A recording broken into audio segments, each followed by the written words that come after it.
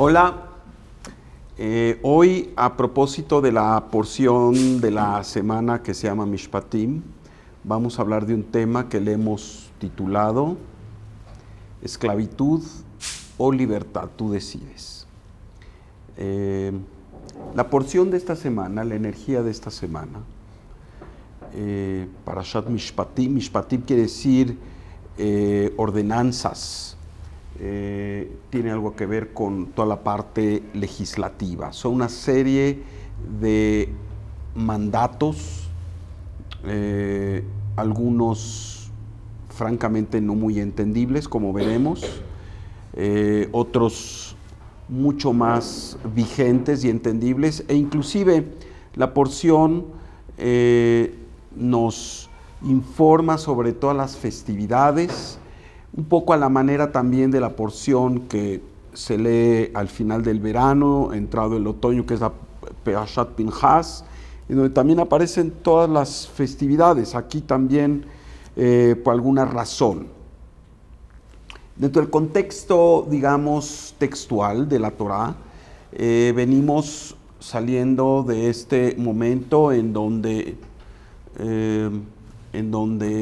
hay la revelación de los 10 mandamientos, como lo platicamos la semana pasada, este Shabbat que pasó, leímos esta porción en donde se revelan los 10 mandamientos, que en realidad son los 10 pronunciamientos.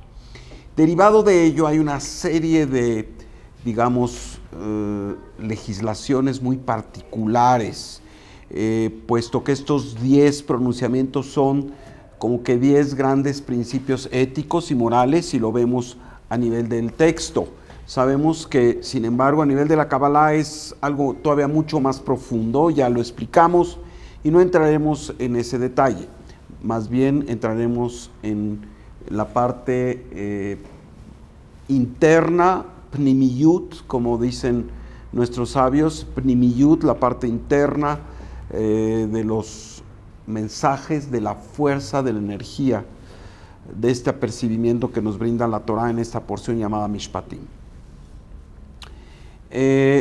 La porción nos relata de algo un tanto extraño, que si hoy lo hiciéramos sería, yo creo que inclusive hasta penado. Y se habla de que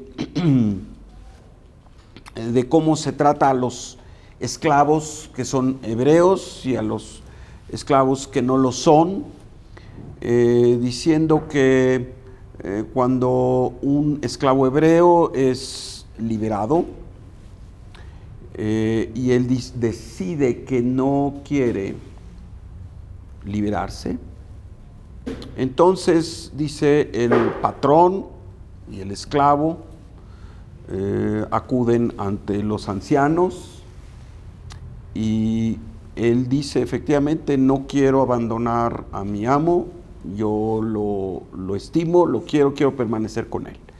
Y es entonces como esta persona pierde la oportunidad, digamos, de salir libre, y como ritual se le perfora la oreja y se le perfora la oreja y no queda muy claro si se le clava en la puerta o esta acción de punzarle la oreja simplemente es junto a la puerta. Sin embargo, imagínense ustedes si hoy lleváramos a cabo esto, ¿no? Es por lo menos una lesión bastante penada, y desde el punto de vista de la dignidad humana, pues qué decir. Sin embargo, sabemos que la Torá no está hecha para hace 3000 años o 2000 años o 1000 años, está hecha para la eternidad, para toda esta época en donde hemos existido como seres humanos, como pueblo de Israel, pero también para nosotros hoy. Y desde luego hoy este mensaje tiene una vigencia mucho más allá de decir, bueno, es que este era un ritual que se hacía hace miles de años y que era permitido. En realidad, los cabalistas, en particular Rabbi Isaac Luria, de bendita memoria, nos dice, obviamente se está hablando de una cosa mucho más profunda, se está hablando del alma. esclavo no es más que el alma. El alma que mora dentro del cuerpo y que desde el punto de vista del misticismo judío, cada vez que el alma se infunde en un cuerpo, literalmente se empequeñece. La grandiosidad del alma, que tiene que ver con su eternidad, con su no limitación, se dice con objeto de elevarse, con objeto de procurarse la elevación, el alma voluntariamente se empequeñece y entra dentro de un cuerpo humano que de suyo es limitado y pasa una vida humana en donde tiene que hacer una serie de tareas. Pero en realidad el principio, dice, es que esta alma se autolimita, es una especie de prisión voluntaria, este cuerpo humano. Y entonces ahí las cosas desde luego empiezan a cambiar. Lo que nos habla la Torá es la posibilidad de vivir en esta vida incorporados en un cuerpo humano en forma limitada, en forma, digamos, no plena, y como extremo, vivir como esclavos. Y esclavo no desde el punto de vista de servir a un amo, de suyo a lo mejor severo, riguroso, inclusive maldito, ¿verdad? No se trata de eso. Afortunadamente hoy en nuestro mundo eso está penado y oficialmente, por lo menos en este país, desde 1810 está prohibidísima la esclavitud, ¿no es cierto? Los próceres de este país, lo primero que hicieron es: se acabó la esclavitud, no hay seres inferiores sirviendo a seres superiores, no hay tal cosa. Y entonces, desde luego que, aunque desde luego hay casos en donde sigue la esclavitud, de otras formas, realmente es una mirada interior en donde nosotros mismos podemos esclavizarnos o ser libres. En este sentido, la esclavitud de la que habla esta perashá no es una esclavitud a una entidad externa, a un yugo externo. La esclavitud de la que habla la porción es una esclavitud autoimpuesta, una esclavitud que empieza cuando en principio no tenemos claridad de quiénes somos y a qué venimos y cuál es nuestra misión. Cuando no tenemos esta claridad, entonces tendemos a apegarnos a ciertas situaciones falsas que no obedecen realmente a lo que venimos a hacer. Mucha gente que vive, y así lo dice el Zohar, Rabbi Shimon Bar Yochai, él, en lugar de decir que somos esclavos, dice que somos ciegos, y que la gran mayoría de las personas son ciegas y que andan caminando en este mundo y se tropiezan una y otra vez porque no ven con claridad la razón por la que están aquí, no ven con claridad quiénes son ellos mismos, no ven con claridad cuál es su misión, no ven con claridad qué es lo que les causa infelicidad y qué es lo que les causa la verdadera felicidad. Y esto se aplica a cada uno de nosotros. En realidad, cuando no tenemos esta perspectiva de a qué venimos, por ejemplo, cuando no estamos en el camino espiritual y pensamos que simplemente la vida física, nuestro desarrollo quizá en la educación y luego nuestro desarrollo profesional, y luego nuestro desarrollo en la familia, y esto así en ese tenor de cosas es a lo que venimos. Y aunque ese es el vehículo, aunque ese es, digamos, el escenario, y no quiere decir que no lo tengamos que hacer, hay que hacerlo, y hay que hacerlo con felicidad, y hay que hacerlo apercibido, dándonos cuenta, con conciencia, como hemos dicho. Claro, pero cuando no nos damos cuenta y pensamos que la vida es así como un cauce de un río en donde pues ahí vamos y se nos presentan oportunidades y las tomamos o no, y tiene mucho que ver con nuestro desarrollo personal, profesional, pero no entendemos qué de ello tiene que ver con nuestra contribución esencial a este mundo. Cada uno de nosotros venimos dotados de las aptitudes y también de las debilidades que son perfectas, que son esa combinación, esa ecuación perfecta para permitir el que tengamos las condiciones idóneas para elevarnos, para hacer nuestro tikkun. En Kabbalah, desde luego, este punto llamado tikkun es fundamental, es lo que da sentido a nuestra existencia. Venimos aquí a mejorarnos, a corregirnos, a repararnos, y al así hacerlo, como lo hemos dicho una y otra vez, también reparamos y mejoramos el mundo. Cada uno de nosotros, al repararse, mejorarse, automáticamente está reparando y mejorando este mundo. El tikkun personal tiene mucho que ver con el tikkun olam, la corrección, la reparación del mundo. Esta reparación de nosotros mismos y del mundo solo puede verdaderamente darse desde una perspectiva de libertad.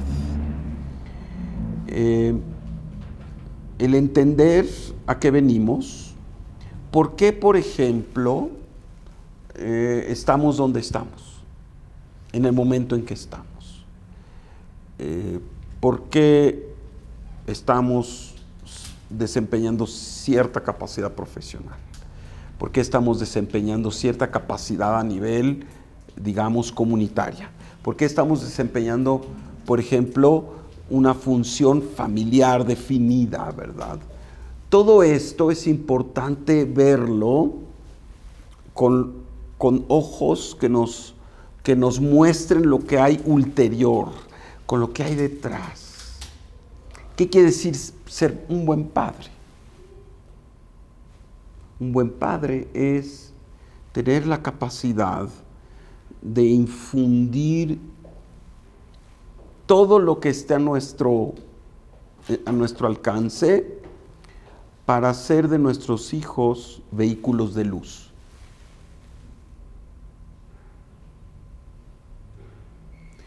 Un buen padre, entonces, no solo es el que quiere que sus hijos estén contentos todo el tiempo,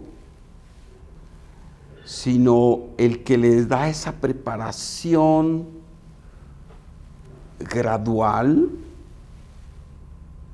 para que a su vez sean seres conscientes, sean seres que se dan cuenta, sean seres que contribuyan últimamente a la misión total de un mundo donde hay paz, un mundo donde hay bendiciones. Y en ese sentido, como padre, a veces tenemos que ser severos. Y esta severidad tiene que venir del corazón, tiene que venir de la dulzura, tiene que venir del amor, no como una expresión de hartazgo que a veces como padres nos sucede. Ya no aguantamos el escándalo, ya no aguantamos los berrinches, ya no aguantamos esto y lo otro.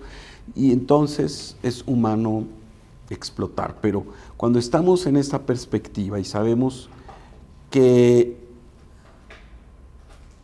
que en realidad todo ello está allí para hacernos mejor, y nuestra respuesta, lejos de ser una respuesta reactiva, punitiva porque estoy harto, debe ser una respuesta amorosa de encauzamiento.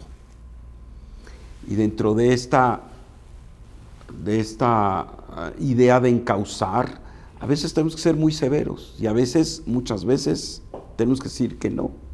Y otras tantas tenemos que abrazar y besar, y aunque me gustaría estar viendo la televisión, mi misión es estar con el niño y platicarle y contarle un cuento quizá y conversar con él, o jugar, ¿verdad?, una partida de ajedrez, ¿verdad?, dependiendo la edad. Cuando nosotros empezamos a entender esto, empezamos a liberarnos. El esclavo más grande es el ego. Perdón, lo dije mal. El amo del esclavo más feroz es el ego. El amo más feroz es el ego. En realidad somos esclavos a nuestro ego. Cuando nosotros, al final del día, decidimos hacer una u otra cosa, nosotros es el que estamos empoderando al esclavo o a ese ser divino libre, ¿verdad? Cuando, por ejemplo, yo decido entrar en esta espiral de preocupación y de negatividad y demás, y es una decisión.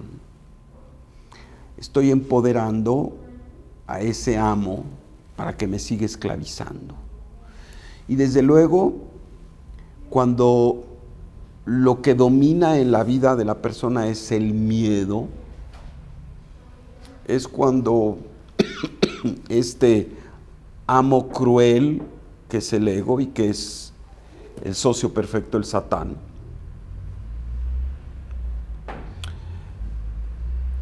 es el que tiene control sobre mi vida, sobre la vida de la persona.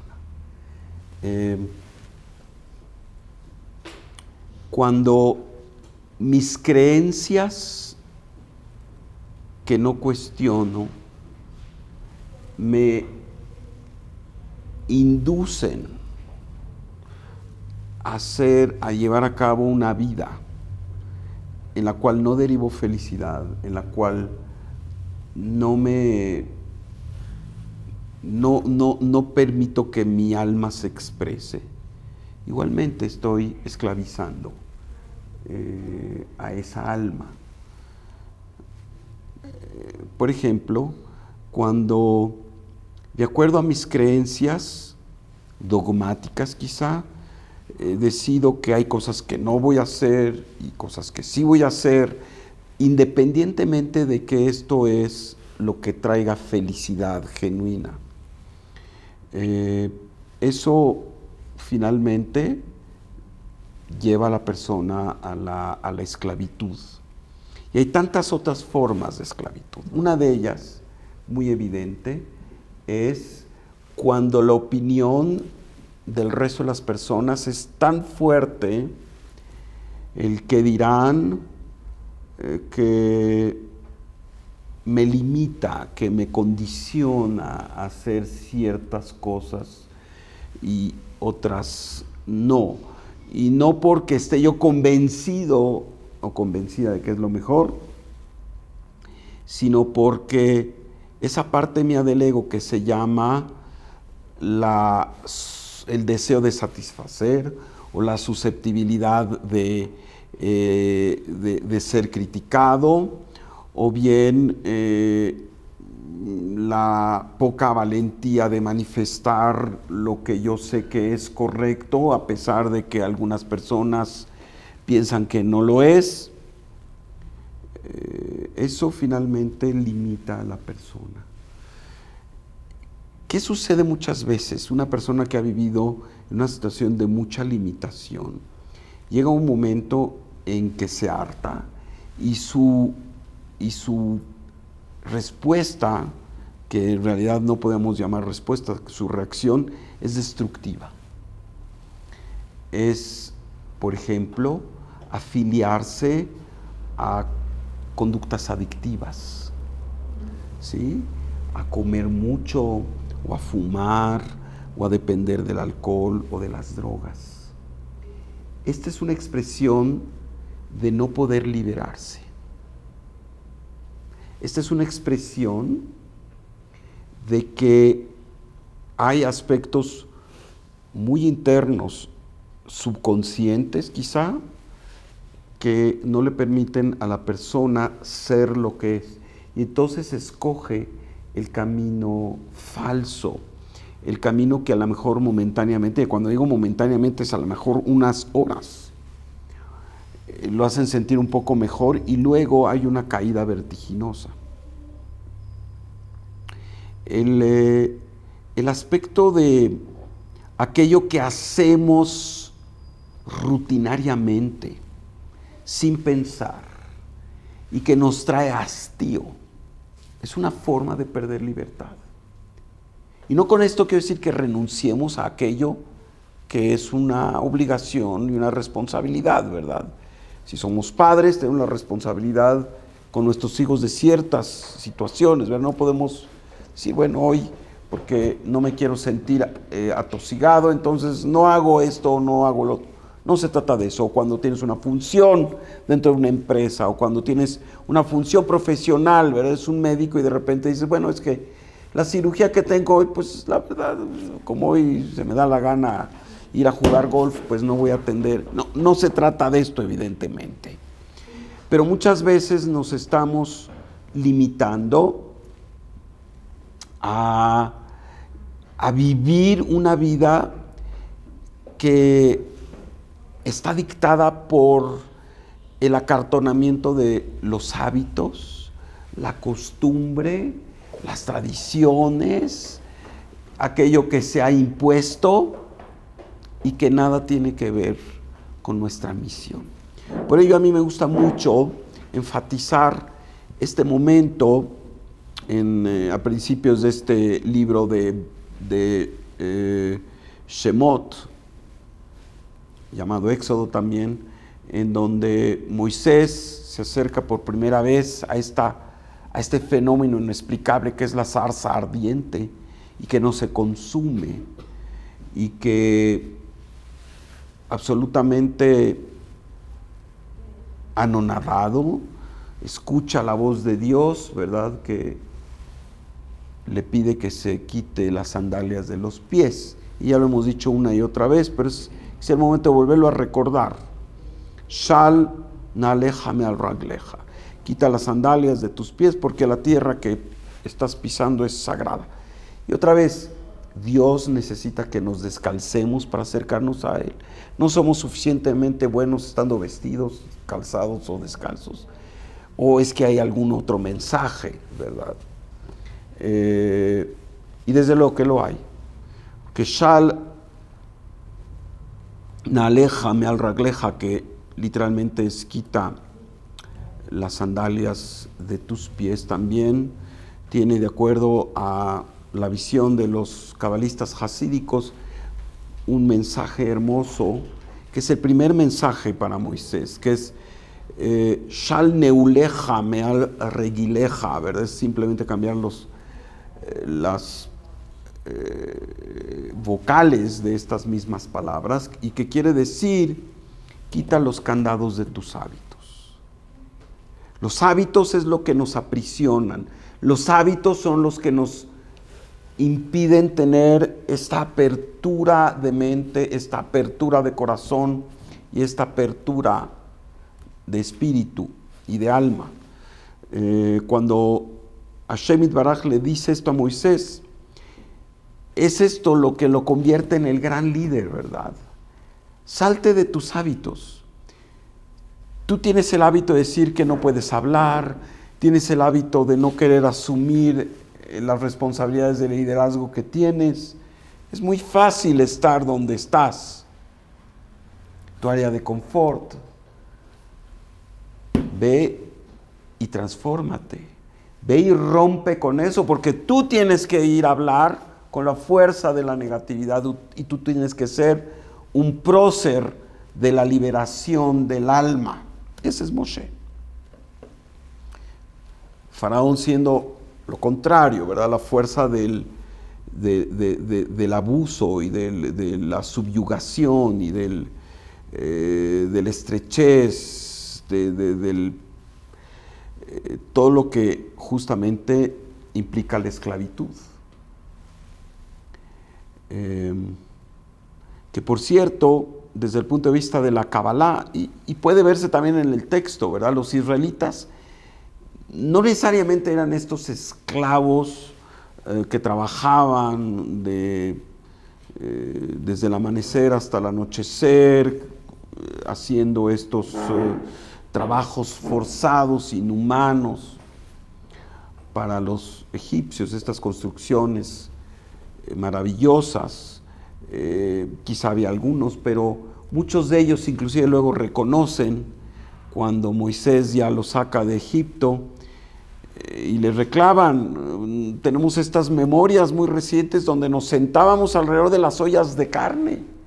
Díganme ustedes, ¿qué esclavo, qué prisionero le dan carne para que coma? Sentarse alrededor de las ollas de carne, que quiere decir que tenían la posibilidad de escoger qué tipo de guiso querían comer o no. Así que esto nos es muy claro de que el tema de la esclavitud no es un tema de un amo, de un verdugo que está obligando a una persona a trabajar arduamente, aunque la costumbre nos diga que así es, y recordamos la liberación, ¿verdad?, de esto, pero en realidad, inclusive en la celebración de Pesaj, lo que celebramos es la libertad del alma, el no quedar aprisionados en estos hábitos y en estos apegos que lo único que hacen es causarnos dolor y sufrimiento. Por ello es que en realidad también la Torá dice que los israelitas estaban fuera de contacto con la fuerza del Creador, y dice mi kotzer ruach mi avodah kasha. Kotzer ruach puede interpretarse como que rotos de espíritu, ¿no? O sea, desmoralizados, atosigados por estas fuerzas de los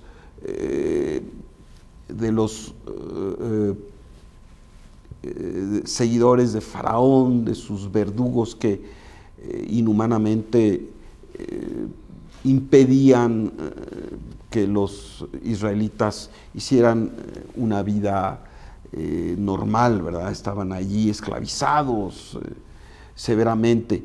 Pero dice, mi kotzer ruach mi avodah kasha, y dicen nuestros sabios que kotzer ruach realmente no quiere decir que estaban abatidos por lo que estos malévolos, esclavizantes, entes de Faraón, sino dice, estaban quebrados en su conciencia, estaban separados de la luz. Mi avodah kasha, pues decir, sí, del trabajo arduo y duro.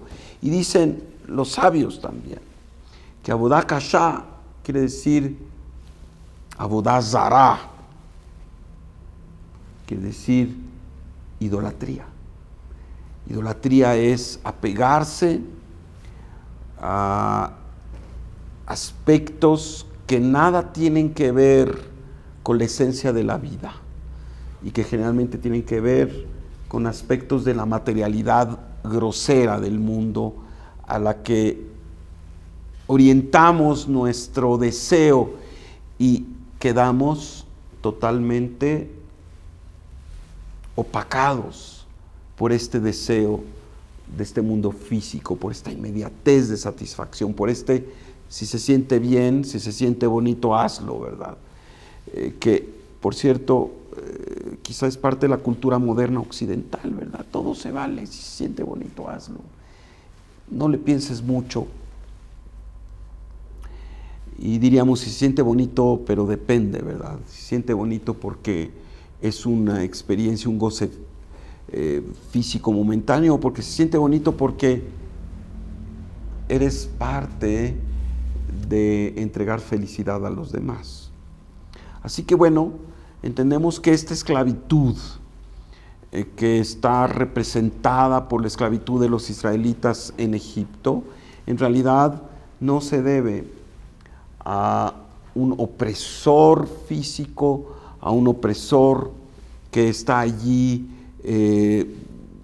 verdaderamente limitando y manteniendo a una población, ¿verdad?, en condiciones inhumanas, etcétera, tipo los campos de concentración y los trabajos forzados, ¿verdad?, los que fueron sometidos, que desde luego nos consta hoy que existió, desde luego. Pero desde el punto de vista espiritual, realmente esta es una llamada de atención para todos los seres humanos, para entender que la libertad es algo totalmente interno. Y esa libertad es escuchar los llamados de nuestra alma. Y los llamados de nuestra alma tienen mucho que ver con nuestra misión hacia el mundo.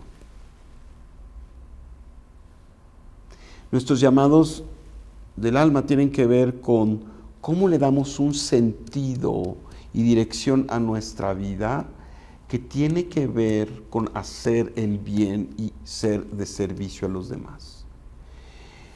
Y al así hacerlo, somos inmensamente libres. Somos absolutamente felices. Porque esta es la verdadera felicidad. Cuando tu libertad tiene que ver con cómo tu vida está relacionada con servir al mundo. Cómo tu vida está relacionada con causar que este mundo sea un mundo mejor. Y saben, esto tiene que ver no solo con esos momentos de reflexión, ¿verdad?, donde pensamos en forma grandilocuente.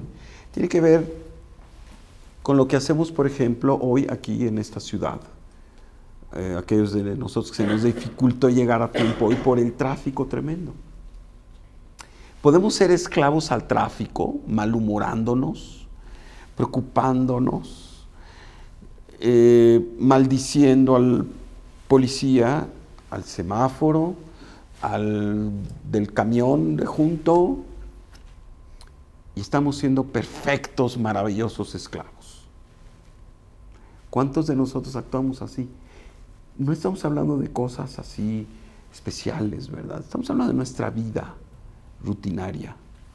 La vida en una ciudad compleja como la nuestra, en donde, a menos de que pase algo dramático, este tráfico seguirá y a lo mejor seguirá peor. Y es nuestra decisión estar allí, padecerlo, sufrirlo o aceptarlo y hacer lo mejor que podamos. Y a veces lo mejor que podamos es actos muy pequeños. En lugar de estar en esta actitud defensiva, de que si tuviéramos un tanque, ya estuviéramos disparándole bombas a todos nuestros vecinos, y a veces hemos sacado la ametralladora, habíamos matado a medio mundo, y a veces es lo que tiene la gente. ¿Se acuerdan de esta caricatura de Walt Disney, donde creo que era Goofy, que se subía al coche y él era todo un ser maravilloso, pues se subía al coche y era poseído por un demonio, ¿verdad? Y bueno, maltrataba a todos los que se le ponían enfrente. Y la gran mayoría de las personas, en esta cosa muy rutinaria que tiene que ver con quienes vivimos en una gran metrópolis como esta, en donde el tráfico es algo que padecemos o aceptamos, ¿no? Y sin embargo, estando ahí en el tráfico, ¿qué podemos hacer? ¿Qué podemos hacer para no esclavizarlos. Escuchar algo que te guste en el corazón. Por ejemplo, primero, calmar esa ansiedad, esa angustia, esa necesidad de huir que no proviene del alma, proviene del cuerpo, proviene del ego, ¿sí? Entonces, ¿por qué no aprovechamos para escuchar música que nos tranquiliza? La clase. ¿Por qué no aprovechar para escuchar una clase? ¿Por qué no aprovechar para ir platicando con nuestros hijos, con quien va, quien nos acompaña? ¿Por qué no permitir, contra natura del que va manejando allí, que pase el que está adelante? Pruébenlo, lo hemos dicho tantas veces. Permítanle amorosamente que pase el que está allí y verán qué pasa con ustedes. Ese tipo de situaciones son o liberadoras o esclavizantes. Una misma situación cotidiana, ¿es liberadora o es esclavizante? Nosotros decidimos. Yo me acuerdo que, sin mencionar, un amigo mío, ¿verdad?, se subía al coche y se ponía de tan mal humor. Y era una persona amable, normalmente, y se ponía tan grosero, maldecía a todo mundo, ¿verdad? Decía una de cosas, y cómo a quien le enseñó a manejar, y bueno, no se diga de las mujeres y demás. Y llegaba llegaba mal, ¿verdad?, donde tenía que llegar. Bueno, ya se recomponía. Yo le decía, oye, ¿por qué haces tantos corajes? Es que si no lo suelto, me quedo con ello. Y mucha gente dice, bueno, pues sí, suéltalo, pero claro que no paraba allí, ¿verdad? Llegaba y estaba desenergetizado. Y los que venían en el coche también. Y los que venían en el coche, no era esta situación. ¿Qué pasa cuando nosotros mismos o alguien a nuestro alrededor continuamente se está quejando de todo, ¿no? De cómo la gente es injusta con él o ella, cómo nunca reconocieron su valía, cómo esto, cómo lo otro, como los israelitas en el desierto, ¿verdad? Después de haber visto los milagros, las maravillas, estaban quejando de que pues no había agua dulce. Oye, después de lo que viste, no asumes que todo va a estar maravillosamente bien. El ego nos dice que no. El ego nos esclaviza a nuestra situación inmediatamente anterior, donde parece que no existe Dios, parece que no existe los milagros que vemos a diario muchas veces. Cuando nos encontramos quejándonos, cuando nos encontramos no aceptando, cuando nos encontramos amedrentados, cuando nos encontramos angustiados. Mis amigos, es momento de reflexionar y de ver en dónde hemos perdido la libertad, en dónde somos esclavos al Satán. El Satán, a través de ese embajador maravilloso que tiene y que cumple su función al 100%, que está dentro de nosotros y que se llama ego, que de acuerdo a la Kabbalah de Rabbi Ashlag se le llama el deseo de recibir para sí mismo, el cortarse del resto del universo, el cortarse del fulgor del Creador. Así que una y otra vez esta charla es para recordarnos cosas que nuestra alma ya sabe. No les estoy diciendo absolutamente nada nuevo. A lo mejor lo estoy fraseando de una forma nueva o de una forma que quizá es accesible para algunos o que les cae el 20, como decimos, pero no es nada nuevo. Sin embargo, he de decir que tenemos que estarnos recordando esto una y otra vez. Hoy, ¿cuántas veces hemos perdido nuestra libertad? Cuando nos enojamos, cuando de repente nos dan una noticia que no nos gusta, cuando sentimos competencia no sana con el yo tengo que ganarle. ¿Cuántas veces perdemos esta libertad? La libertad es una combinación de dejar ir con asumir nuestra responsabilidad.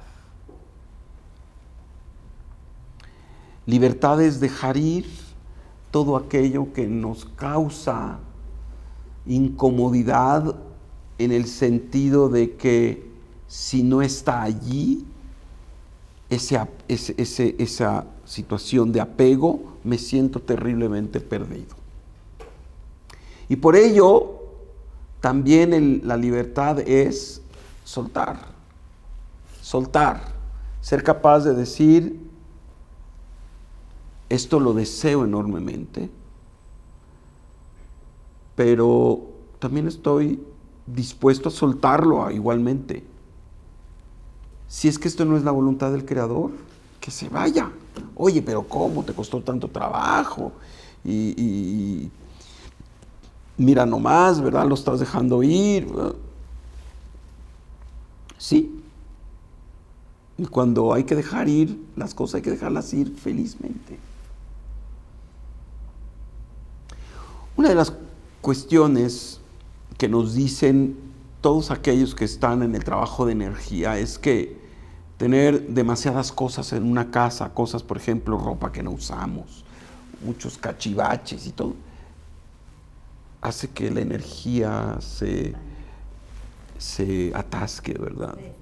Se estanca. Y es cierto, ¿verdad? Y a veces nos da, oye, es que esta camisa que me la... Sí, pero a ver, ¿hace cuánto que está colgada ahí? 6 meses y no te la has puesto una vez. Seguramente no te la vas a poner otra vez. Mejor regálala y dale a alguien que quizás sea una entre 5 camisas, ¿verdad? Que tiene para ponerse. Pero a veces nos cuesta trabajo desafanarnos de estas cosas físicas, porque son los recuerdos y esto. Y seguimos conservando cosas que no sirven. La verdad, qué libertad se siente cuando dejamos ir. Oye, sí, qué bonito este suéter, qué padre, pero no lo uso. Este artículo, ¿verdad? Que pues está allí y nomás está juntando polvo y no lo uso, ¿verdad? Y ese es un buen ejercicio, desde luego, pero siempre y cuando vaya acompañado de conciencia. Hay que dejar ir todo aquello que no sirve al propósito. La verdad es que necesitamos pocas cosas en materia física para llevar una vida feliz. Nosotros somos los que decidimos que si no tengo esto, si no tengo lo otro, si no lo tengo en estas condiciones, si no, entonces no estoy contento, ¿no? Nos ponemos estas condiciones como trampas, ¿verdad? Para que finalmente me sienta que no estoy contento, que siempre hay algo a lo que puedo aspirar, que esto es muy bueno, pero cuando eso me trae angustia, inquietud, continua insatisfacción, quiere decir que estoy siendo esclavo.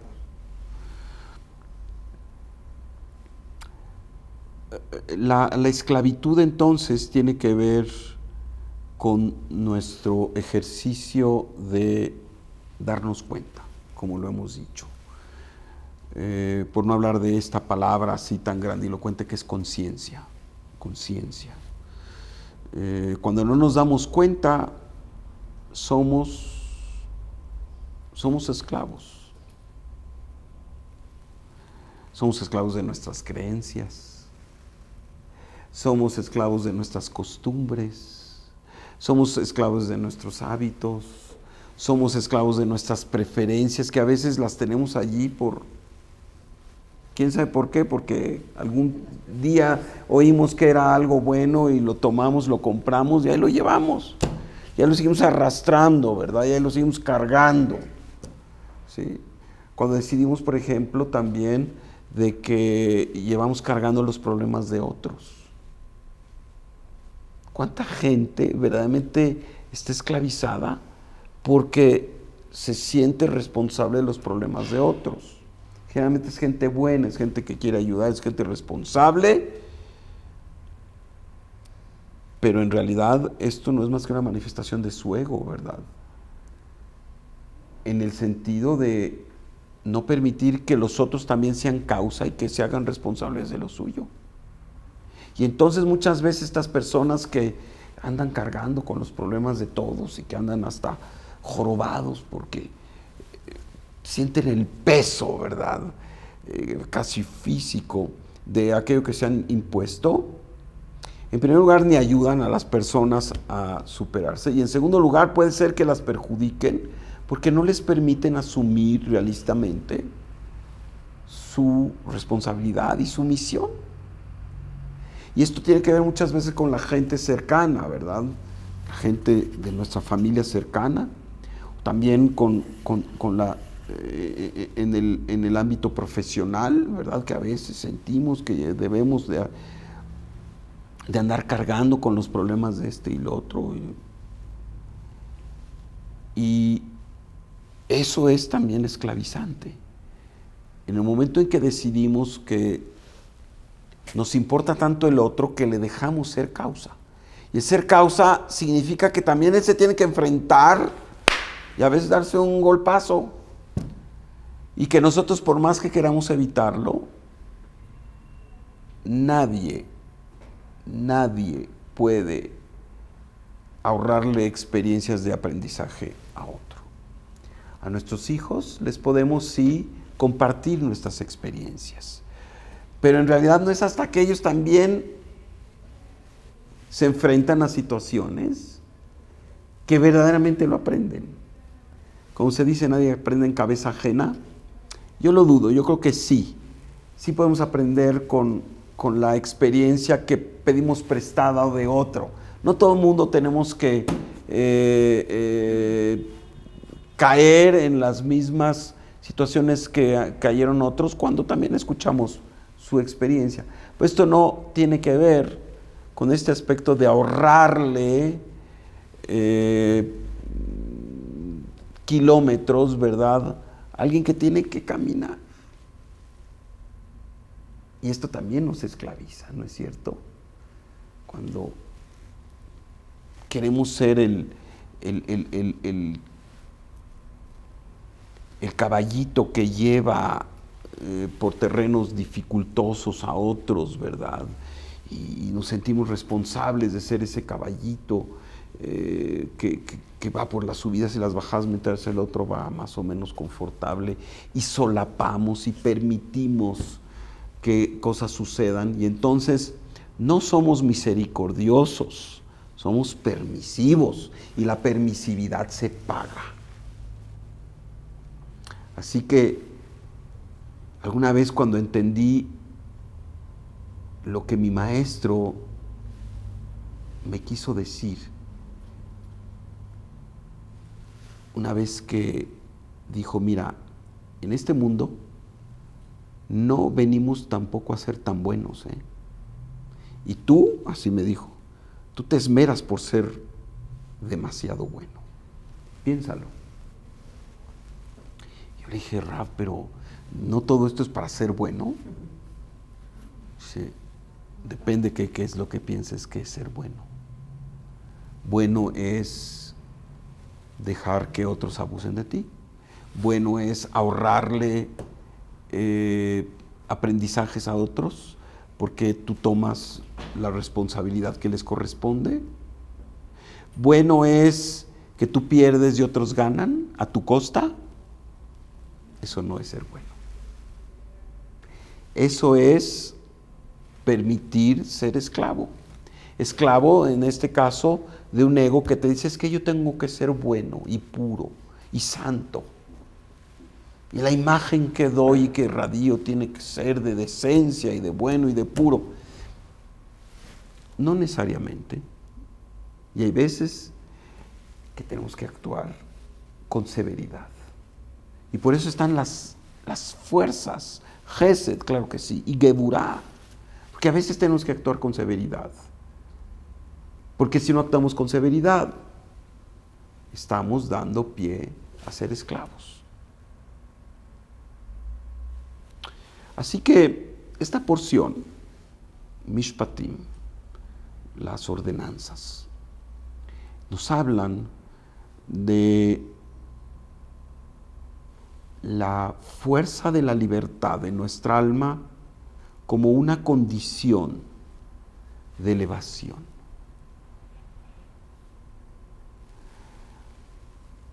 Aquellos que se liberan de todo el cascarón, las clipot del ego, y van por el camino en esta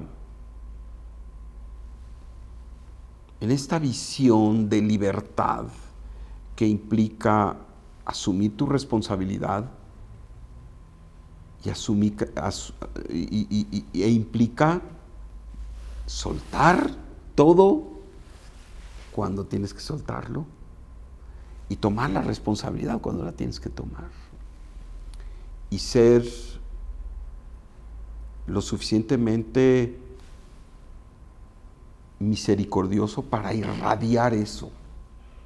¿Qué es la misericordia? ¿Es resolverle los problemas a todos? No siempre. Misericordioso es irradiar la fuerza de la luz.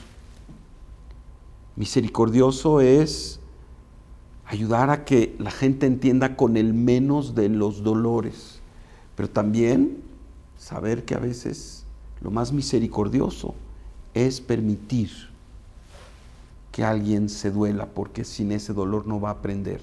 Sin ese dolor, el siguiente va a ser peor, y el siguiente va a ser peor, y hay momentos en que quizás sea insoportable. Y si nosotros podemos ser factores para que nuestro ejemplo funcione, para que otros también se liberen, habremos cumplido nuestra misión.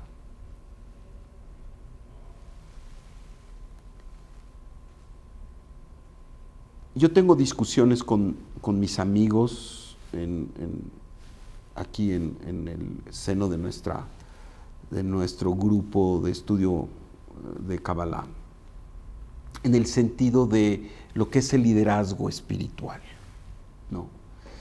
Y la gente es muy humano que espere que alguien les diga qué hacer. Y yo estoy convencido que ese liderazgo ya no es el que va a operar, ya no está operando. Ya los grandes gurús, los grandes líderes, hoy ya no los tenemos. Y así está previsto en el Zohar, que cada uno de nosotros sea un líder para el otro, que cada uno de nosotros sea una inspiración para el otro. El verdadero liderazgo no es de crear seguidores, ¿no? Es que mira cuánta gente me sigue, qué maravilloso. El verdadero liderazgo es de crear líderes, de empoderar a la gente para que a su vez inspire a otros a ser libres. La espiritualidad tiene como objetivo liberar nuestro ser. Por ello pregúntense, y los que nos vean, ¿tu práctica espiritual te libera, te llena de energía, te llena de felicidad o te llena de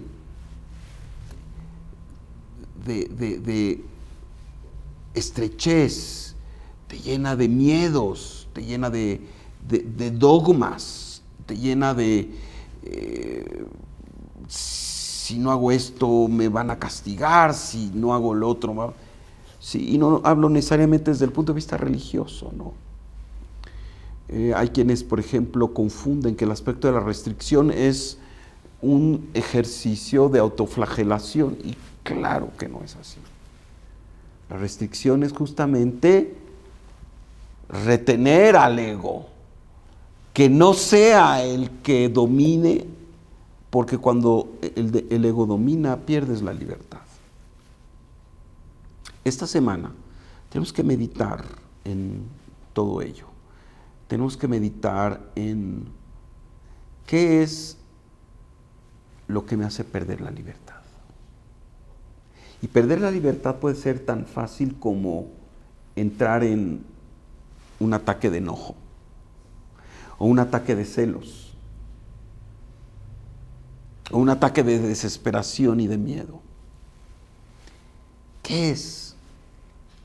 Y al final, si son los sinceros y humildes, verán que es una decisión que en algún momento dado tomaste y que esa decisión se puso en tu disco duro y está allí trabada, y cada vez que pasa algo surge como respuesta automática, no como parte de tu alma, sino como parte del ego.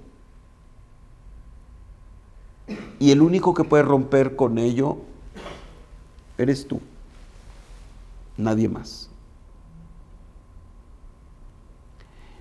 Yo creo que liberarse no es tan difícil, es tomarse un tiempo y hacerse preguntas. Así como tomas un tiempo para hacer peticiones, haz un tiempo para hacerte preguntas. Preguntas de, ¿por qué aquí no soy feliz? ¿Por qué aquí me siento restringido? ¿Por qué aquí no tengo libertad? Y nunca habrá una respuesta válida que tenga que ver con algo de afuera. Es que no tengo el suficiente dinero para hacer lo que quería yo hacer. Es que no tengo el suficiente poder para hacer lo que... Gente maravillosa que no tenía nada y que de repente está en la cumbre económica, de poder son testigos de que esas son situaciones que nos autoimponemos y que tienen que ver con darle fuerza al ego. Y la forma de destrabar esto es dándonos un tiempo, haciéndonos preguntas, observándonos, viendo en qué trampas caemos, en donde nos metemos en nuestro propio hoyo que no podemos salir y más bien no queremos salir.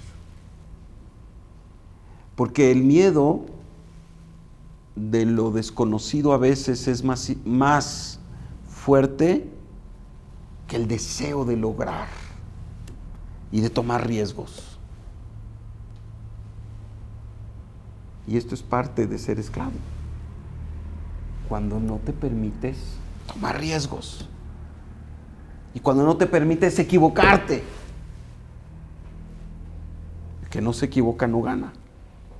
El que no se equivoca no llega a donde tiene que llegar. Hay que permitir, ok, me equivoqué, me paro, me desempolvo y sigo adelante. Y esta es la fuerza de Mishpatim. Es la fuerza de no sucumbir a la esclavitud que nosotros mismos nos imponemos. Comentarios y preguntas.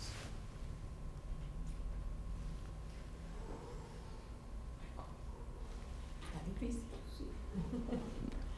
Dime. No, estoy pensando en cómo nuestros hábitos es lo opuesto de nuestra visión. Nuestros hábitos son nuestro opuesto a nuestra visión. O sea, nuestros hábitos, entendiéndolo como el ego, lo que estás tú hablando, es lo que nos impide verdaderamente cumplir nuestra misión. Sí, cuando nuestros hábitos son automáticos, ¿verdad? Porque, por ejemplo, si tú tienes un hábito positivo de levantarte y hacer ejercicio y te da mucha felicidad, ¡qué maravilla! No, continúa con ese hábito, pero estás hablando de otra cosa. De los hábitos que tú mencionas cuando Dios habla con Moshe, le dice, quítate los candados. De esos hábitos. Claro. Esos hábitos estoy hablando.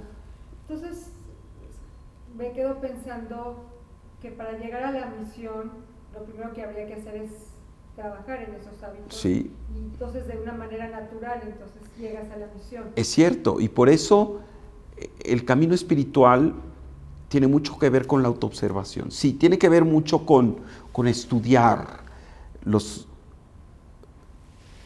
las disciplinas espirituales, en este caso la Kabbalah, y cómo todo el instrumental maravilloso que tenemos, y el conocimiento de la Sefirot, y el conocimiento de la intencionalidad del Creador, etcétera, claro.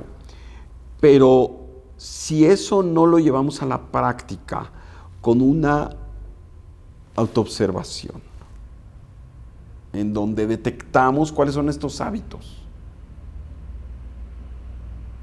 Y sabes, hay muchas capas, porque mucha gente dice, no, pero yo estoy contenta con mis hábitos. ¿Quién sabe? Estás contenta, pero no estás feliz. Estás contenta porque a lo mejor eso es la coraza que te defiende de ciertas cosas que al darse cuenta que las tienes ahí te causaría mucho dolor. Esto no quiere decir que veamos todos esos hábitos con amor, decir, bueno, pues sí, está bien, por alguna razón le aprendí esto a tal persona y desde chico observé esto y lo hice y eso es lo que entendí, lo que capté y me metí dentro de esta situación esclavizante, ¿no? Pero sí, una de las formas, desde luego, de permitir que nuestra alma tome control de nuestra vida es revisar nuestros hábitos. Revisar nuestros hábitos. ¿Qué respuestas doy cuando las cosas no me salen bien? ¿Qué respuestas doy cuando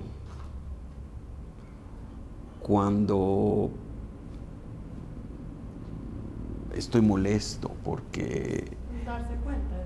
claro, entonces cuando tú te das cuenta y dices, ajá, la verdad es que aquí yo todo el tiempo le estoy echando la culpa a lo otro y lo más allá. Tu libertad no depende en nada de lo que pasa allá afuera. Con esto no quiero decir que tenemos que transformar muchas cosas, ¿verdad? O que debemos de sufrir el status quo. Pero el método cabalista no es un método guerrero, no es un método de salir y manifestarse, no, es un método de transformación interior y de irradiar esa transformación interior a todos y entonces se acaba el problema. Lo difícil es darte cuenta. Lo difícil es entrar en conciencia, lo difícil es darte Y luego cuenta. transformar, porque Claro. son dos procesos diferentes. Son dos procesos diferentes, pero si no te das cuenta no puedes transformar. Si no te das cuenta no puedes cambiar algo de lo cual no te quieres dar cuenta. O sea, Por porque supuesto, luego es que generalmente no nos queremos dar cuenta. es que gritas todo el día, llega el otro, es que gritas todo el día. No, yo no grito. Yo no grito, ¿no? O bueno, pues así soy yo. Así soy yo. Y me aceptas o me aceptas. Oye, espérate. Melissa, creo que aquí estoy un poco confundida, ¿no? A ver, dime. O sea, yo creo que hay hábitos y hay reacciones, porque llega un momento en que, por ejemplo, la religión te lleva a tener ciertos hábitos, de rezar a tal hora, hacer, o sea, todo es una serie de hábitos que Sí. van tomando día con día, ¿no? Entonces, esos hábitos de alguna manera te esclavizan, aunque sean relacionados a la espiritualidad, pero llega un momento en que sí te esclavizan. O sea, sí entiendo la diferencia entre los hábitos y las reacciones que uno pueda tener, que sean negativas o pero ya en hábitos del día a día, pues la religión finalmente es una serie de hábitos. Ok, tienes razón. Y yo te diría que es sí, una serie de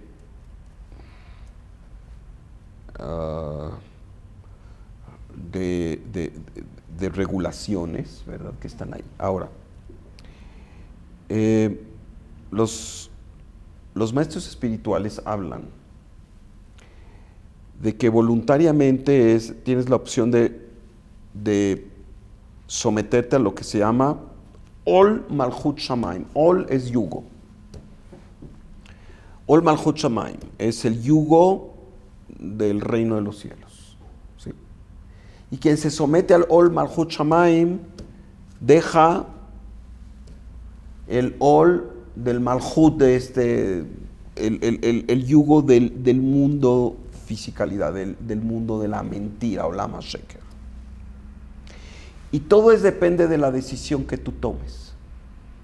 Y yo le diría, aquel que continuamente siente que el levantarse a rezar y todo, y lo hace porque si no Dios lo va a castigar y está hastiado de ello, que lo piense 2 veces. Si esto lo haces como a quien goza levantarse en la mañana y correr 10 kilómetros, o yo qué sé, irse al gimnasio y levantar pesas y lo disfruta, y eso lo energiza y lo tiene feliz, entonces no estás hablando de un hábito destructivo, ¿verdad? Y yo entiendo, levantarte todas las mañanas y ponerte tefilín y esto requiere de voluntad, requiere de fuerza, ¿verdad?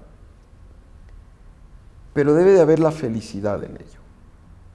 A lo mejor en un momento te cuesta trabajo, o hay momentos que te cuesta trabajo, sí, es humano y a veces quisieras no hacerlo, pero ok, lo haces y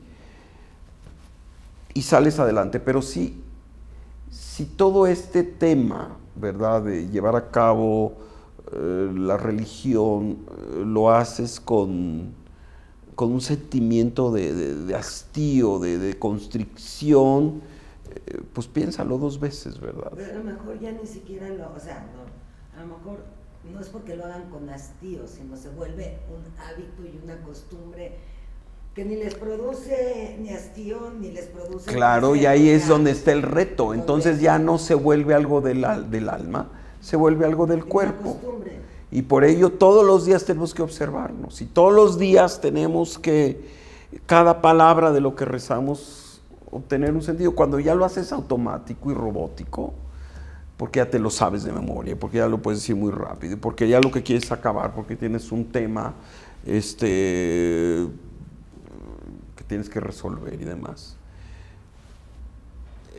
Ya estamos entrando en otro tipo de valoración. Claro,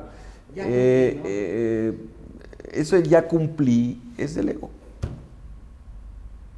Dios no necesita que cumplamos.